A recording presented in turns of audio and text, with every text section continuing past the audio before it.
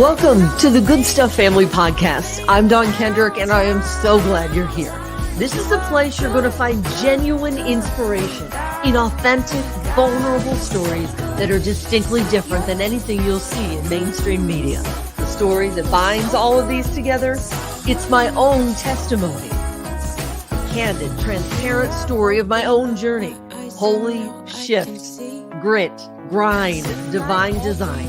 Stories from a former news reporter with a renewed purpose. Welcome to the family.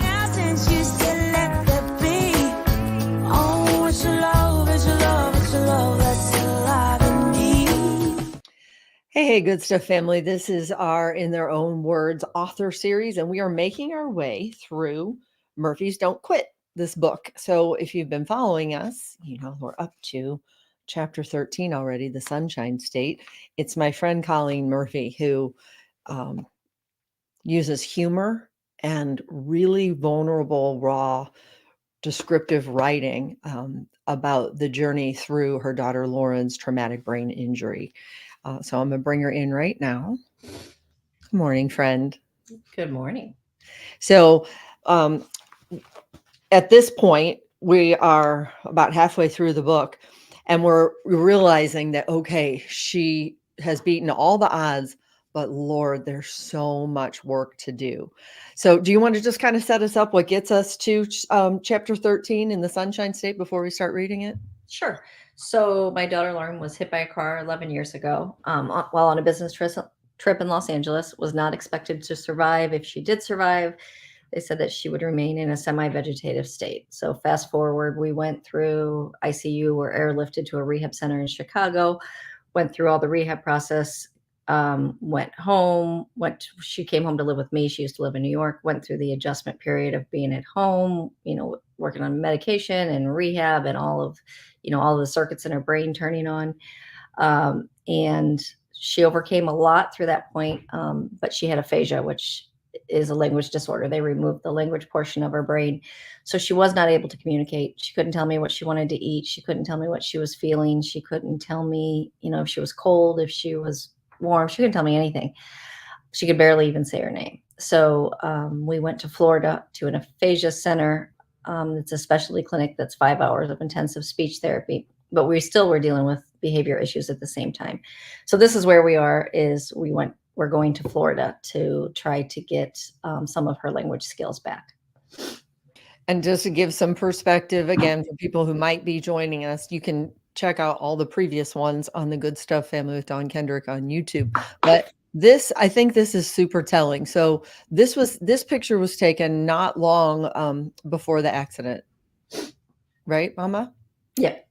So this is Lauren. This is her daughter, Lauren. And then after the accident, this is how you saw her that first when you walked into that hospital room. Again, I'll never forget that chapter in which you described it like walking through quicksand down that hospital hallway to see what you knew was just every mama's nightmare.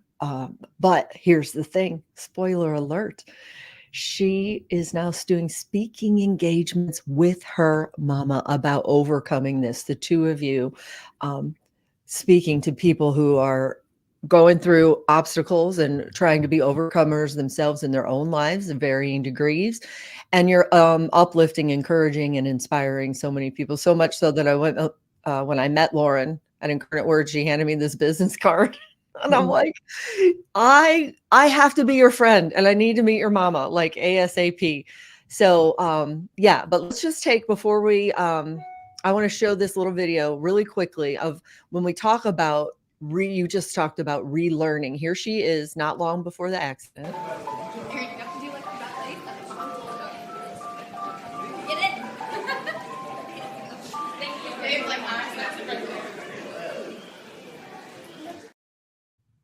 With her sister in Chicago, and then on a dime in a matter of seconds, this is what she had to relearn. And we show this and we work through this book with Colleen. For anybody listening to this, if you think that it's not worth taking the next best step, whatever you're up against, watch this. Good job swinging so quick. That was awesome. And then last one we'll go up. 1, 2, 3, back down. Okay, we'll take a quick break. What? Doing good. Keep trying with that right hand.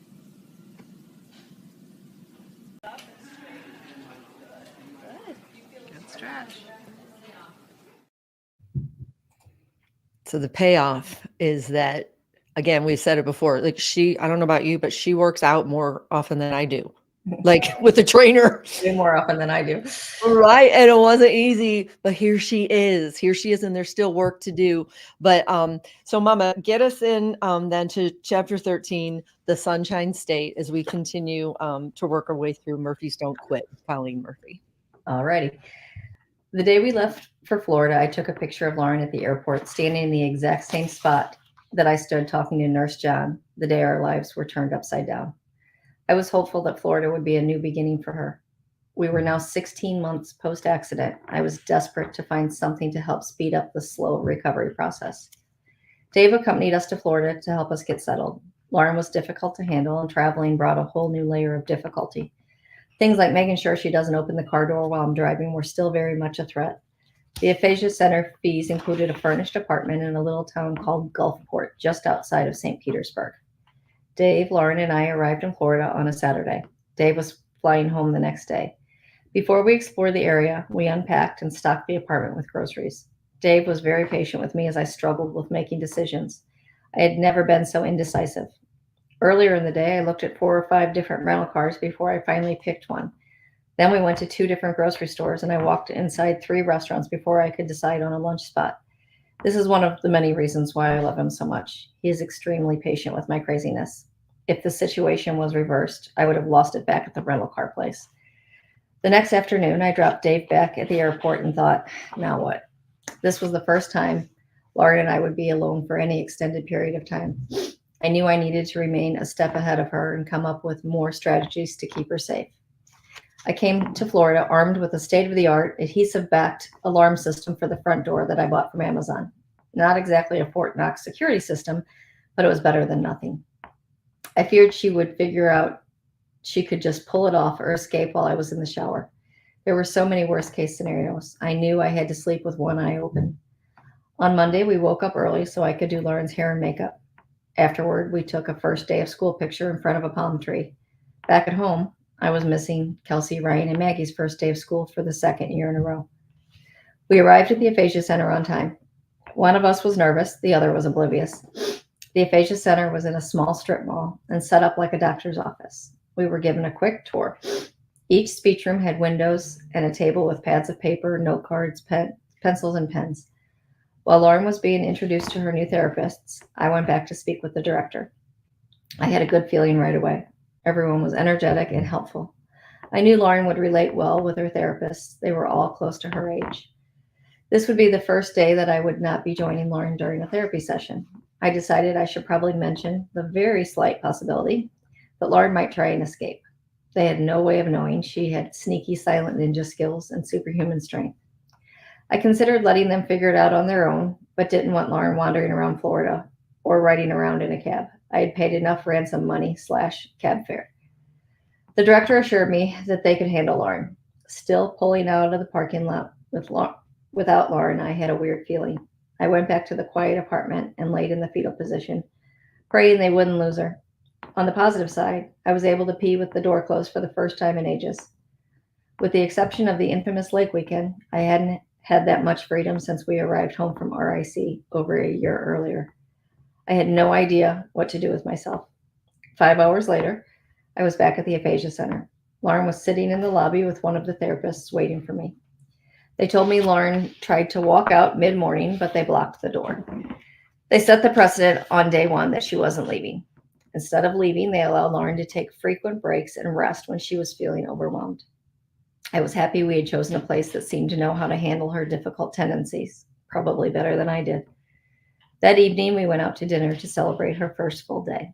I was hoping she didn't order and dash, as I had no one with me to grab our food and pay. Lauren made it through the whole dinner, but the silence was absolutely deafening. I had been living in denial in an alternate reality for so long. I didn't notice until it was just the 2 of us how bad things really were. Without other family members to keep the flow of conversation going, I could finally see with crystal clear clarity how severe her language deficits really were. I felt like I was back in the ICU room at Cedars trying to come up with one sided chit chat. Lauren couldn't tell me about her day. She was a prisoner in her own mind. She could answer simple questions like, "How was your day?" But she was only capable of one word response, which was probably not even true. Good. Was it really good? Rumor has it you tried to escape. We muddled through dinner and headed back to the apartment for more awkward silence. These quiet times were the absolute worst. I didn't have the distraction of the chaos at home. I was alone with my thoughts and, more importantly, my fears. I always kept a brave face and believed that she would get better. Or did I? Was I actually fooling myself into thinking I believed that? Here we were almost a year and a half later, and half the time she called me either Grandma or Jason. I was way too young to be her grandma. Heck, I was a teenage mom. I'm technically way too young to be her mother. And who is Jason? Eventually, my pity party dissipated, and I was back to being optimistic. Lauren was learning to write for the first time. She had been writing her name in therapy at home, but had never used writing as an alternative to finding her words verbally. I was amazed to see that she was able to write the first couple of letters of a word when prompted with a photo or beginning sound. Lipstick was one of the first words she was able to write. Go figure. The therapist taught not only Lauren, but also me, so much while we were there. One example is how I talked to her. If I were to ask Lauren to hand me the remote control, I might end up with a set of car keys, an apple, a tampon, or a stick of butter, none of which were even close. My old strategy would be to simply repeat the word remote over and over again. The center taught me to instead say things like, "It is black, it's shaped like a rectangle, it has buttons. You use it to turn on the TV or change the volume or the channel." So simple, yet it never occurred to me. Even with this new strategy, we still struggled. But every once in a while, something clicked. It was amazing to see her excitement when she knew she got it right. Lauren was assigned homework every night. When we finished, she would ask to go over it again. This was the first time I could see her trying to improve without my not so gentle pushing and prodding. Although we couldn't communicate like before, we could still laugh together as well as argue. Things were rough, but we were tougher. Things were tough, but we were tougher. Nothing is greater than a mother's love, not even aphasia. Sometimes love heals. Meanwhile, Dave was back at home doing his best, muddling through his Mr. Mom duties. This would be the first year he was in charge of school supply shopping, and last. I was never the rose art crayons kind of mom. My kids were already burdened with a father who fell somewhere along the spectrum. We like to refer to it as quirky, and a mother who, although funny, not always socially appropriate. I didn't feel like sending them to school with cheap crayons would do much for their social standing. Dave called me after this year's school supply Target run and said, "I think the kids might have taken advantage of me." After he told me his grand total, I was confused. How could he have possibly spent that much on notebooks and folders? Well, Maggie's pencil case alone was $17. She didn't see any that she liked, so one of her greedy big sisters suggested she go look in the makeup section and use a cute makeup bag instead. I wish Lauren could have been there. She would have put half that stuff back on the shelf. Dave might as well have laid down in the middle of Target as each one of our kids repeatedly drove the overflowing cart over him. I didn't even bother asking if he bought the right crayons. One could only assume they each got the 64 pack with the built-in sharpener. On the weekends, Lauren and I often went to the beach. Lauren couldn't sit for hours relaxing in a beach chair anymore, so I had to get creative. If I wanted her to stay for an hour or two, I always brought her iPad. We would sometimes share earbuds, listening to music and singing along. She had several playlists that she would listen to when she ran in New York. I hoped the music would help her remember her old life. Lauren was not a fan of the birds on the beach. If they got too close, she would jump up and start chasing them away, many times taking the iPad still connected to her earbuds with her. She hated the birds, and I hated the spectacle she made of us every time she ran down the beach dragging an iPad, muttering incoherently. Another strategy I used to keep Lauren occupied was water aerobics. I needed something to keep Lauren's attention. Conversation wasn't an option, and I was trying to lose weight for Sam's wedding. If aggressively chasing birds didn't draw enough attention to us, running in place, arm curls, and jumping jacks in the water made it more evident that one of us was a little off, and they probably couldn't figure out which one. At the halfway point of Lauren's program, Shannon came to Florida for a visit. As a fair-skinned redhead, the beach isn't her favorite place to go, yet I convinced her to come with us. She wasn't interested in joining our ocean aerobics class, mainly because she is terrified of sharks and equally as terrified of fish. The ocean is far from her happy place. In the past, I literally baked Shannon on family vacations, no matter how many times we reapplied sunscreen. She always ended up spending the majority of our family vacations swimming in oversized t-shirts. Dave always teases her by saying he has seen milk darker than her. Another reason why all of my kids need therapy. Somehow I talked Shannon into getting in the ocean for a minute to cool off. I was tired of listening to her complain about how hot and miserable she was. I promised her that if she got in, I would save her from the sharks. A few seconds later, we were hit by a pretty good-sized wave, and Shannon started screaming like she had encountered a frenzy of mad sharks. According to her, a huge black fish was swimming around her ankles. She was petrified. That officially ended our day at the beach. When we got in the car, I asked Shannon where she put Lauren's sunglasses that she borrowed. She remembered that she had them on right before the wave hit us and the big black fish attacked her. We both realized at the same time that the big black fish was named Ray and his last name was Ban. Lucky for Shannon, Lauren had a head injury and had forgotten that she had lent her the expensive sunglasses.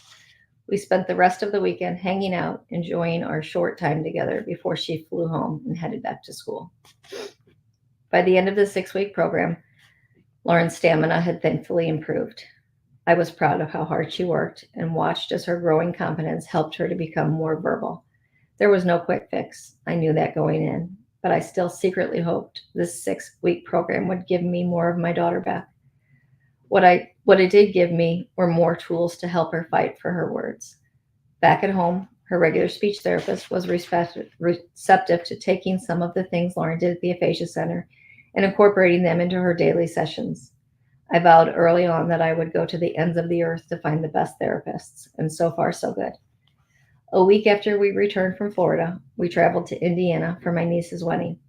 Lauren had been awake since early that morning without a nap. I was impressed that she made it through the wedding and stayed until the end of the reception. Her stamina was slowly improving. She replaced DoorDashes with the Irish goodbye. When Lauren went for her purse, we knew we were immediately out the door. No time for goodbyes. The morning after the wedding, we woke up in the hotel and headed right over to my nephew's house for breakfast. It was Lauren's 27th birthday.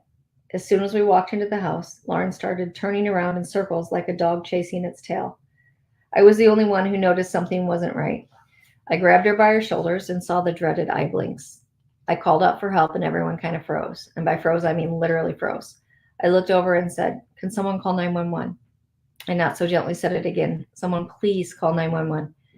The seizure lasted 3 or 4 minutes. During seizures, all I can do is try and hold Lauren's head, stroke her hair, and pray for the seizure to end quickly. Looking around the room, I could see fear and panic on all the faces of my loved ones, my kids, my future sons-in-law, my nephew, his wife, and Dave. There was nothing easy about any of this. We could hear the ambulance in the distance as Lauren's seizure was ending. What will we do without our first responders? The paramedics checked her vitals. We decided against taking her to the hospital. We knew from experience they would draw blood, make us wait 3 hours for the results, and tell us to follow up with her neurologist at home. I felt it was best for us to get her home as quickly as possible. We had a 4-hour car ride ahead of us. The night before, I had been proud of her for not napping. What the heck was wrong with me? I should have known better. Her body couldn't be pushed so hard. Being tired made her susceptible to danger. It was up to me to keep her safe. I should have made sure she was able to take a nap. I felt like I had failed yet again. Happy birthday, Lauren. Next year I'll be better. I promise. Lauren's door dashing wasn't entirely in the past. During a visit to the doctor, she got frustrated and decided she would be leaving 5 minutes after we arrived. I had already discussed her impulsivity in regard to leaving with her doctor. At least now he could see I wasn't exaggerating. He looked at me and said, "Let her go. We can continue her appointment while we walk." This little display gave him a window into what made Lauren Murphy tick. We followed her around as she walked back and forth as she frantically searched for an escape route. She eventually found her way to the elevator. After witnessing this firsthand, her doctor suggested we look for a behavior therapist. I spent the next week searching. Not just any behavior therapist. We needed one that specialized in traumatic brain injury and one that had superpowers and could help a girl who couldn't understand anything you said to her. I thought to myself, this should be easy.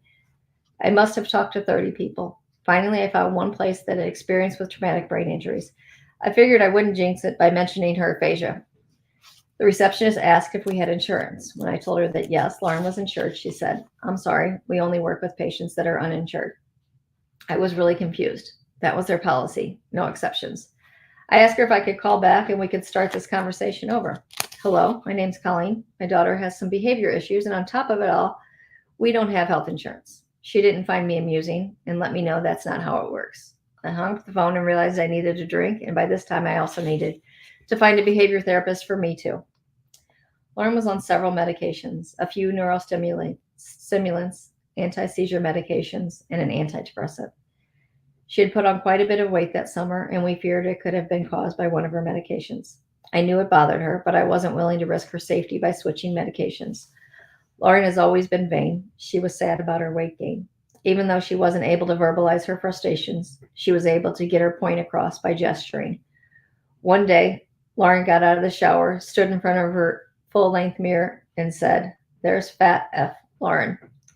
Verbal progress is progress, even if it is the F word." I thought it was hilarious. She did not. Lauren's first visit back to New York was scheduled for a couple of weeks after her Indiana seizure. Resting in New York City is nearly impossible. A large group of my girlfriends were going to see Beautiful, the Carole King musical on Broadway. Lauren would be staying at Courtney's new apartment. Before our trip, I talked to Lauren about where we were going. I didn't know how much she actually understood. The night before we left, I ran to Walgreens to get Lauren's prescriptions filled. When I came home, Lauren was wearing a New York City sweatshirt. She understood. It was her way of showing me she knew where we were going. I was thankful for these little moments. In my heart, I believe she was aware, but it was nice to receive concrete confirmation every once in a while. I was hoping our trip back to the city would somehow jar her memory. She enjoyed her time visiting with Courtney, but New York didn't seem remotely familiar to her. Once again, I felt like I was pushing her too hard. I imagined some type of dramatic moment of her remembering her old life in New York, possibly skipping down 42nd Street while singing Empire State of Mind by Jay-Z. That moment never came. Our New York trip was in mid-October, and Sam's wedding was a little less than a month away. I knew that I needed to come up with a plan for Lauren to have a successful day. Courtney was flying in to help. She would be Lauren's shadow for the day and take her back to the hotel for a nap before the reception. Even with Courtney there to help, most of my focus that day was on making sure Lauren was okay. Unfortunately, brain injury doesn't take days off, even if one of your other daughters is getting married. The morning of the wedding, the bridesmaids, all 12 of them, were meeting at Sam's house for hair and makeup. I decided to stay home and have Lauren's and my hair done at our quiet house. I was sad that I couldn't be part of the festivities at Sam's, but I knew Lauren had to be well rested. A seizure would have ruined everyone's day. Years ago, when I envisioned my daughter's wedding day, I never pictured myself sitting alone in a quiet house, waiting for my adult daughter to finish a nap. Sam's wedding was beautiful, and Lauren made it through the day, seizure-free. Every day I felt as if I was engaged in a constant battle within myself. I was incredibly thankful that Lauren survived the accident, yet at the same time, I was incredibly sad. I grieved someone who was standing directly in front of me. I missed the old Lauren, the Lauren who would be brutally honest when she didn't like my outfit or my hairstyle or my shoes. My shoes were always all wrong. I missed her laugh and her terrible singing in the car and how she acted like she was a big help before family parties, when in actuality, all she ever did was clean the glass coffee table. I missed it all, the good, the bad, and the ugly. I missed my Lauren so much it hurt. I have read that this is called ambiguous grief. That's a pretty big word. Not gonna lie, I had to look up the definition. In a nutshell, it means that I am grieving the loss of my daughter, yet feeling like a total bonehead because of the guilt, because she is still here with me. I have a few friends that have lost children. I know they would give anything to be in my ugly shoes, and that is what helps me keep moving forward every single day. I told you that I have this book all marked up, and I have real and raw in the column over here, this ambiguous grief. I mean, how real and raw is this? Every day I felt as if I was engaged in a constant battle within myself. How many other people listening could say the same thing for whatever they're up against, right? Engaged in a constant battle within myself. I was incredibly thankful that Lauren survived, of course, that accident. Yet at the same time, I missed the old Lauren. I grieved someone who was standing directly in front of me. That spoke to me. That Mhm. spoke to me. And so being how many years out then from that now are you? We're 11 years out. Yeah. Okay. So with that hindsight, what do you say to people who are finding themselves maybe and they really relate to that? If you feel every day like you're engaged in a constant battle within yourself, what would you say from having 11 years hindsight of that? Yeah, I think the key to getting away from that is acceptance. And I wish I could say that I was completely there, but I'm not. I think there's still, moments that are tough. Um, just this weekend I came across an old diary that I used to write when my kids were little. And there was a passage in there where I talked about, I think Lauren was like 7 or 8, about how good she was with her siblings and, always was looking out for them. And I mentioned like what a great mommy she's going to be someday. And it really, it was like a knife to the heart. So, I mean, there's still, things I come across that bring me right back to, those kind of feelings. So I'm still so overwhelmingly grateful for where she's at, and we still laugh. We still have fun together. We still, we have a new relationship, but it's still tough. It's still really, really tough. So I wish I could give better, more positive advice, but, unfortunately, I'm not there. And that's just the honest assessment. I mean, not every day is hard. Most days are fine. Most days I don't sit around and think about it. And I think the best advice is fake it till you make it, and there's going to be days that you come across old passages, or old hopes and dreams that you had. And you don't have to have a catastrophic injury for that. Sometimes your kids just make stupid choices Yeah. and their life didn't turn out the way you wanted it to turn out. And even yourself, sometimes you make stupid choices and your life didn't turn out the way you wanted it to. But again, fake it till you make it. And that's, otherwise it's just gonna, you're gonna get inside your head and it's gonna make you crazy.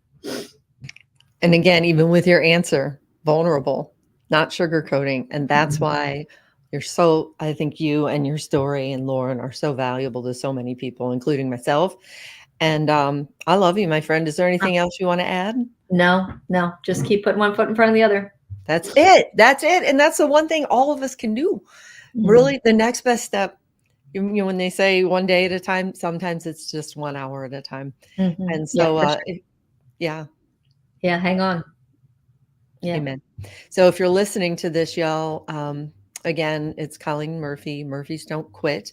That's the book, and we hope you were inspired by it. I'd like to end this on this commencement speech that you did. You want to set us up really quickly again, because you kept taking the next minute and then the next minute, literally minute by minute, set you up for this. You want to set us up what we're going to see here? Sure. So Lauren decided she wanted to do public speaking, which was obviously a lofty goal when she has a severe speech deficit. So after, months of being immersed in this speech, over and over again, trying to get to the point where we could, you know, I was in our speaking that we'd already done, I was doing most of it. So I had to, once we were chosen to do this commencement address at Fontbonne University, which is where Lauren went to college, it was, I knew that I was going to have to put more of it on Lauren because people didn't want to hear from me. They wanted to hear from Lauren. So after just, being immersed in this speech for hours upon hours, somehow she pulled it off and received a standing ovation with over 3,000 people in a big arena. So she did the impossible, and we did a commencement address, which was pretty amazing. Thank you again, Mama. I'm so grateful for you and your family for leading by example out of grief and tragedy, and flipping the script to inspire others. And I love you. So here we go. We'll show you the commencement. If you're inspired by this, be sure and click subscribe and share. I'll see you next week, Mama. See you next week. Okay. God bless you. Obviously, most of you are not going to have a catastrophic injury to deal with like Lauren has. We hope nobody has a catastrophic injury to deal with. But you will meet some roadblocks and some detours. And we hope that you remember this day And remember, these lessons that Lauren shared with you might make that road just a little bit smoother. So Lauren, can we recap? Of course. Number 1, show up. 2, find your cheerleader. 3, kindness is free. 4, work hard. 5, never give up. You got this, class of 2019. You got this. Thank you.